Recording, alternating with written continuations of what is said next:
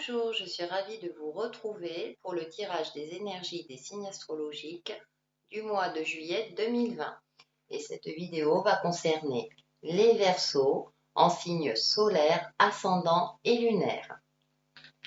Avec l'oracle Outre-Chimère, on commence de suite. Nous avons les dormeurs de l'onde, la tranquillité.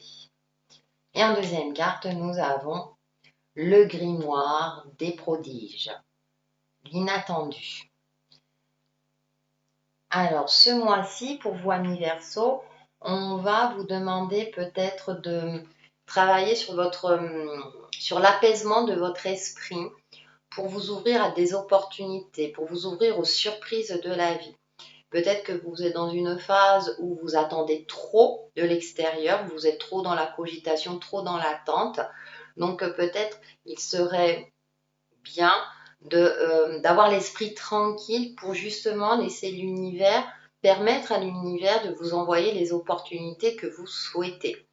Ne soyez pas dans l'attente. Il y a une forme de lâcher prise à avoir durant ce mois de juillet. Peut-être que certains d'entre vous se retrouvent dans une situation soit de monotonie ou d'ennui, parce que rien ne bouge ou parce que les choses n'évoluent pas comme ils le souhaitent. Donc là, les énergies vont vous demander de travailler sur un apaisement de votre esprit, de votre mental, pour que les choses arrivent. Ne soyez pas dans l'attente.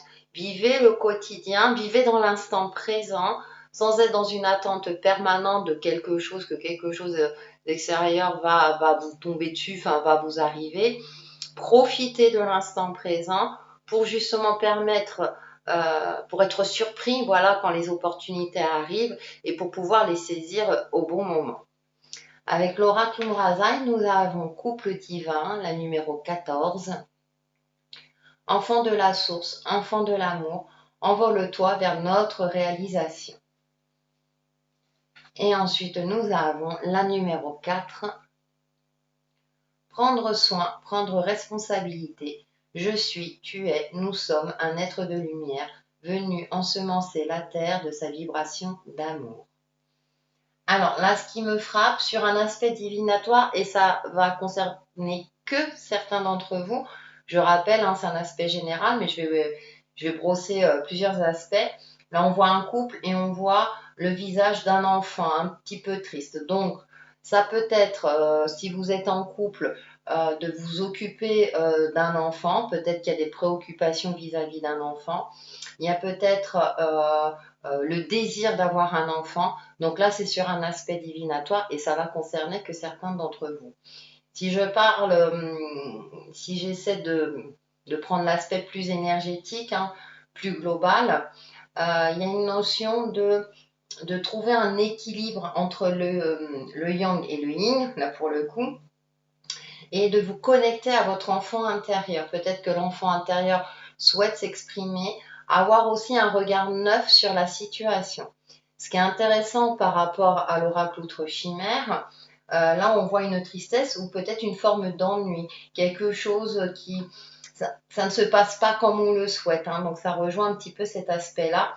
Donc il serait peut-être intéressant de se connecter à sa famille d'âme ou à ses guides pour demander un peu plus d'éclaircissement ou de se connecter à son enfant intérieur, de prendre en compte ce qu'il a à vous dire pour avoir peut-être un regard neuf sur votre situation, un regard innocent, un regard... je parlais de surprise, de laisser les opportunités. L'enfant vit l'instant présent, il est dans une joie de vivre permanente et il découvre tout. Donc peut-être d'être dans un regard plutôt de découverte par rapport à la vie pour que justement, là on voit quelque chose de cyclique. Il y a l'univers, tout est cyclique. Il y a un équilibre de yin et de yang, donc il y a un équilibre entre la phase active et la phase passive. Donc peut-être vous trouvez un juste milieu, c'est pour ça qu'on parle peut-être de tranquillité. Prenez le temps de vous poser, de vivre l'instant présent pour justement ensuite vous mettre en action de manière efficace ou quand les opportunités se présentent, que vous puissiez être actif et les saisir. On va aller un petit peu plus loin avec le Wizard Tarot. Donc, en première carte, j'ai le chariot. En deuxième carte, j'ai le 3 de bâton. En troisième carte, un 8 de bâton. Ensuite, j'ai la 5 de coupe. Et pour terminer, nous avons la grande prêtresse. Alors, ce qui me fait sourire, c'est que avec le chariot, ça bouge où vous voulez bouger. Ce qui me fait dire ça, c'est que à côté, on a le 3 de bâton et là, on voit un personnage là qui est dans une réflexion, qui cherche peut-être à évoluer, qui veut évoluer. Là, on a la carte avec le 8 de bâton d'opportunités, de plein d'opportunités. Et derrière, on a cette carte de 5 de coupe. Donc, il y a le chagrin. Donc, le chagrin, l'ennui, la monotonie, il y a quelque chose de cet ordre-là. Donc, j'ai l'impression que vous voulez que les choses bougent, vous voulez que ça évolue, que ça change, qu'il y a quelque chose. Vous voulez de l'action. Verseau, vous êtes un signe d'air, vous aimez l'action, vous êtes quelqu'un de très libre, vous aimez être à l'extérieur, bouger, évoluer. Et là, c'est comme si vous vous sentiez bloqué, peut-être dans une cogitation trop mentale. C'est pour ça que je parlais d'avoir un regard neuf, d'avoir un regard d'enfant et de travailler sur votre tranquillité d'esprit. Parce que là, le 3 de bâton, on voit, c'est une carte chargée, il y a des livres derrière, il y a un tableau, il y a des écritures. C'est comme s'il ne trouvait pas la solution. Vous voyez ce que je veux dire? Donc, c'est comme si vous étiez dans une phase un petit peu d'ennui avec ce 5 de coupe. On voit l'arbre là, les feuilles, l'arbre est dénudé, on voit un personnage, les mains, le visage enfoui dans les mains.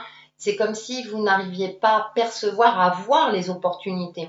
Peut-être qu'il y en a, mais vous ne les voyez pas, vous ne les voyez plus. Donc, on finit avec la carte de la grande prêtresse et là, on voit un personnage debout, elle est fière.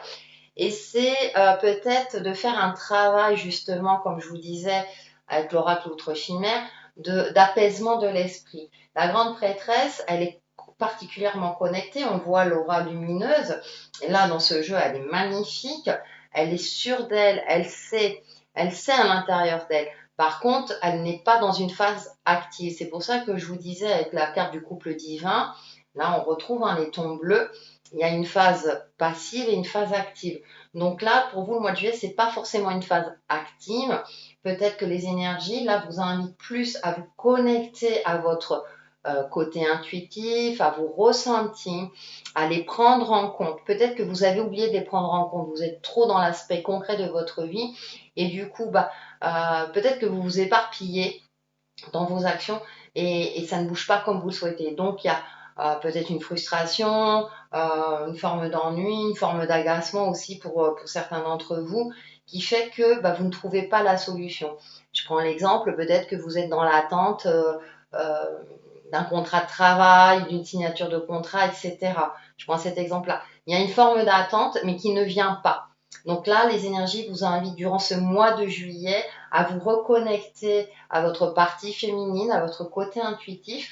Et peut-être que le voyage commence déjà de l'intérieur, puisqu'on a le chariot en première carte. Donc il y a cette notion de mouvement, vous voulez que ça bouge. Mais ça commence déjà peut-être par vous.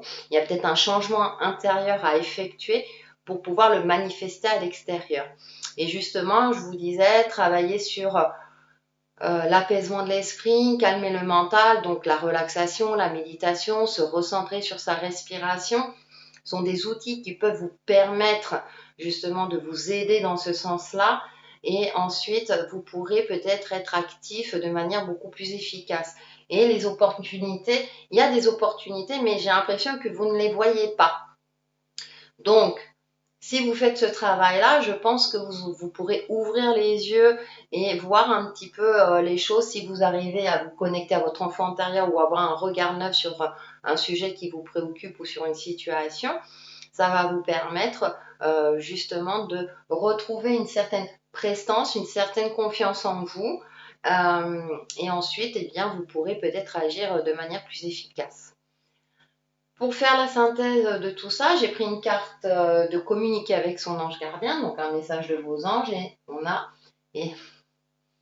saisi les bonnes occasions. Et si aujourd'hui était ton jour favorable, ici et maintenant, tu peux accomplir tout ce que tu veux. Les énergies sont avec toi. Tu me demandes mon avis? La réponse est oui. Tu peux choisir d'aller dans cette direction, de faire ce choix.